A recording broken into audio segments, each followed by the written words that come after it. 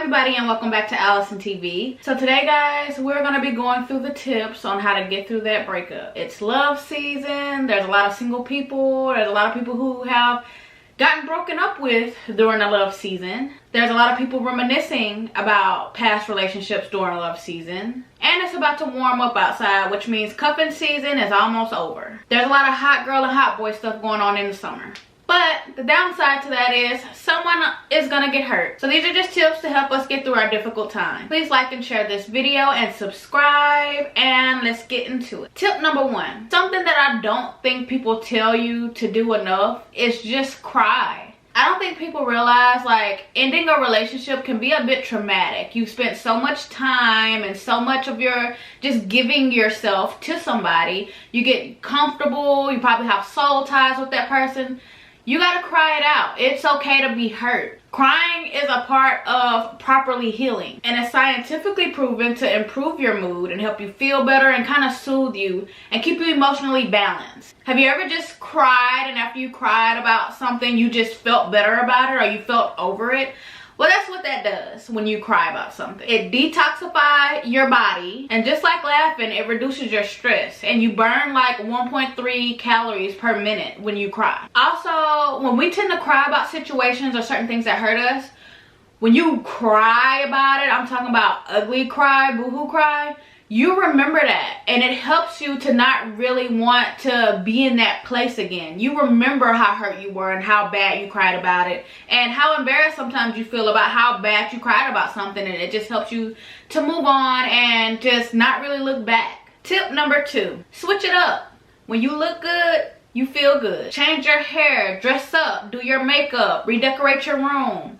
Don't let anybody see you out here sweating in these streets over some F-boy or girl. This step just kind of helps you remember who you are. This is a new stage, new me, finding your confidence again. You start to miss that person and how they used to make you feel, the affection they give you. But when you actually give yourself that affection and replace that by taking care of yourself and making sure you look good, it helps you feel better and kind of replace that. Tip number three, take advantage of your new schedule. Take this time to do all the things that you couldn't do or didn't have the time to do while you were in your relationship. Get a hobby, journal, draw, write, invest more time perfecting your craft. Enjoy the new free time with your friends that you maybe had to cut back from them once you got into your relationship, or that free time that you had to share with your friends by giving it to your new relationship. Enjoy the things that you gave up for your relationship. Spring clean, exercise, get a pet. They really help you get through tough times and kind of help replace that affection. Do self-care and overdo it. You deserve it. All these things also help you to feel good because you're being productive and you're not sitting there kind of just dwelling. Don't spend your time doing unnecessary things to cope with your pain. Don't do that. Don't spend your time getting under someone new. Like, don't be doing these unnecessary whole phases or getting all these unnecessary soul ties, and all this negative energy. Just don't put your body and your mental through that. Do something productive and that you won't regret later.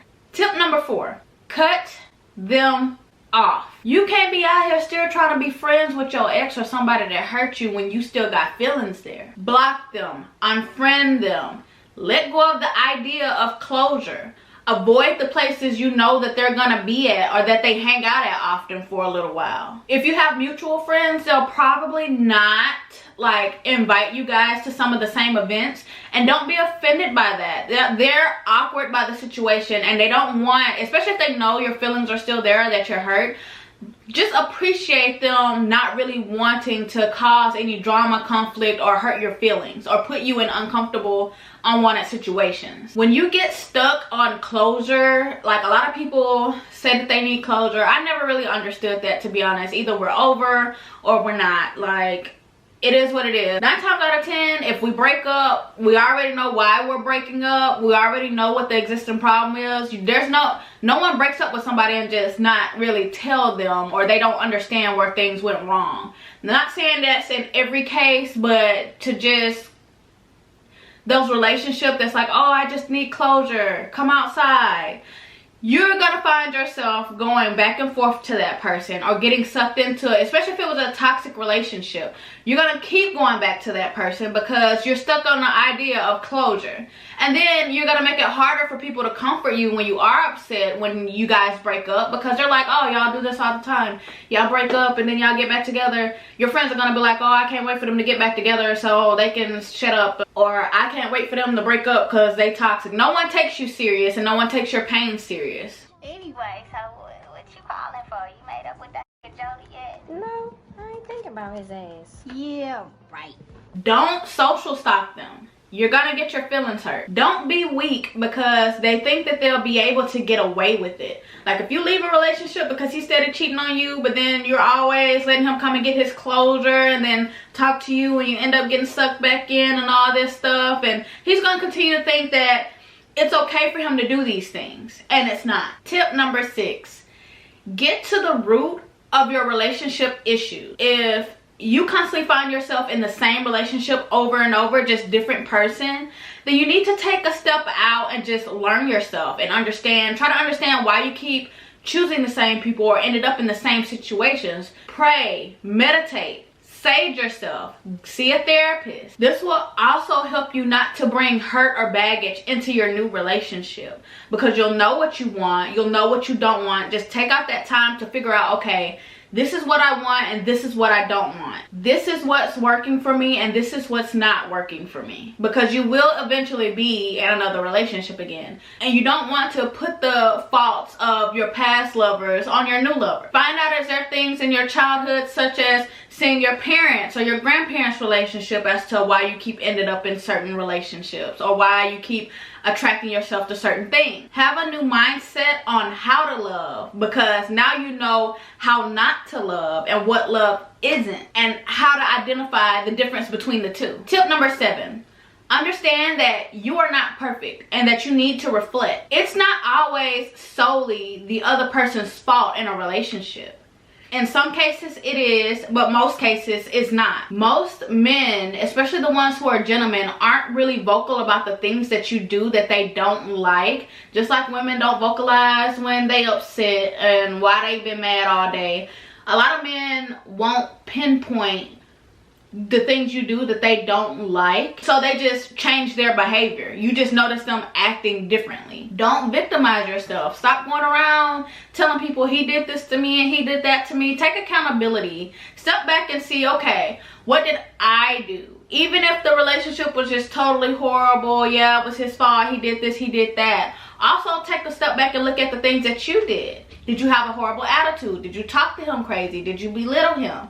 Or did you sit back and continuously make him feel like it was okay to do what he was doing because you constantly allowed him to cross your boundaries? Acknowledge your flaws and the things that you need to change in a relationship to make it work. It will help you to understand the person that you are and why this relationship didn't work, or why you shouldn't be with this person because you want these things, or you don't want to change this about yourself, and this is who you are, and understand that this is who that person is. This will also help you to learn what it is that you want to change, so that you know when you need to apologize, or in most cases when we just need to shut up. Like, I'm just being honest. Listing these things and understanding yourself so that you know what it is that you need to change will also help you learn when sometimes you need to apologize. You need to own up to the fact that you were wrong. Step number 8, forgive yourself. Don't beat yourself up over a failed relationship. Before a relationship is really over, especially women, you can feel that the relationship is at its end, and we start to do things that we kind of regret later or feel embarrassed about because we didn't want that relationship to end. You'll start to do things like lowering your standards or accepting things that you should not have been accepting, or even just allowing certain boundaries to be crossed. Like, it's okay, it's gonna be okay. Just make new boundaries, or make the same boundaries and just make sure you're more firm with them. Or even just losing yourself to the point to where you don't recognize yourself when you look in the mirror. Your friends don't know who you are anymore. Your family don't know who you are anymore. Just learn to forgive yourself for that. Because once that relationship is gone, and you're around these people and you're trying to get back to your old self, you're gonna realize how much of yourself that you lost. Understand that people make mistakes and grow, and that pain won't last. So just forgive yourself. Tip number 9, date. Especially if it was a short-term relationship, you ain't that hurt. Conversate with others, especially at night when you're feeling lonely. Develop friendships that later turn into something else. Like, don't rush into anything. Do things the right way, or the way that you envision you having a perfect relationship. Don't compare everybody to your ex. Know what you want, know what you don't want, but don't constantly compare that person to your ex, because you'll find yourself losing them because they'll get sick of it. Or you'll find yourself looking for your ex in other people, continuing the same situation. Be vocal with the people that you're talking to and help them understand that you're not looking for anything too serious, or you're not trying to rush into anything, and why you aren't. Be open and honest about how you feel. Don't rush into a new relationship, but also don't sabotage the new flames in your life. And my last tip would be to understand that it will take time and it will not happen overnight. You don't fall out of love overnight. You will always have those memories, good or bad. Just over time, it will hurt less, and you will learn to be grateful for your experience or what you've been through, or grateful that you got out of that situation. And these are all the tips I have for today, guys. If you like this video, please like, comment, and share. Make sure you go into the comment section and let me know tips that you have done to help get through your breakup, or let me know some of the things that you've gone through in a breakup that you've had to heal from. It's okay, we're open book here. Hit that bell so you can see when I post another video, and I will see you guys next time.